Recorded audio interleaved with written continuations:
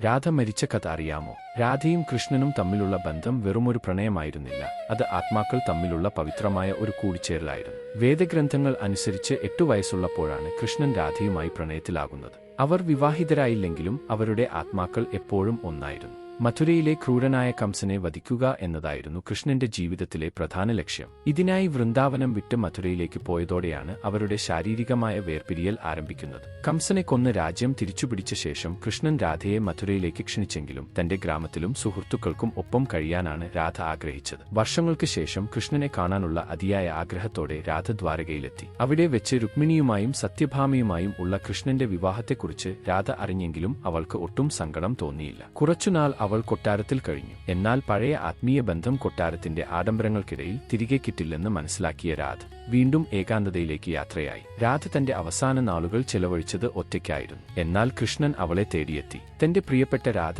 ഈ ലോകത്തോട് വിട പറയാൻ ഒരുങ്ങുകയാണെന്ന് കൃഷ്ണൻ മനസ്സിലായി. അവളോട് അവസാനമായി എന്തെങ്കിലും വേണോ എന്ന് കൃഷ്ണൻ ചോദിച്ചു. എനിക്ക് അങ്ങയുടെ ഓടക്കുഴൽ നാദം ഒരിക്കൽ കൂടി കേൾക്കണം എന്നതായിരുന്നു രാധയുടെ ഏക ആഗ്രഹം. രാധയ്ക്കായി കൃഷ്ണൻ അതീവ മനോഹരമായ ഒരു ഈണം തന്റെ മുരളിയിൽ വായിച്ചു. ആ സംഗീതം കേട്ട് ആത്മീയമായി കൃഷ്ണനിൽ ലയിച്ചുകൊണ്ട് രാധ തന്റെ ശരീരം ഉപേക്ഷിച്ചു. രാധയുടെ മരണം കൃഷ്ണനെ തളർത്തിക്കളഞ്ഞു. അവരുടെ പ്രണയത്തിന്റെ പ്രതീകമായിരുന്ന ഓടക്കുഴൽ കൃഷ്ണൻ അന്ന് തല്ലിത്തകർത്ത് കാട്ടിലേക്ക് എറിഞ്ഞു. തന്റെ സംഗീതം കേൾക്കാൻ രാധയില്ലാത്ത ഈ ലോകത്ത് ഇനി താൻ ഓടക്കുഴൽ വായിക്കില്ലെന്ന് അദ്ദേഹം തീരുമാനിച്ചു.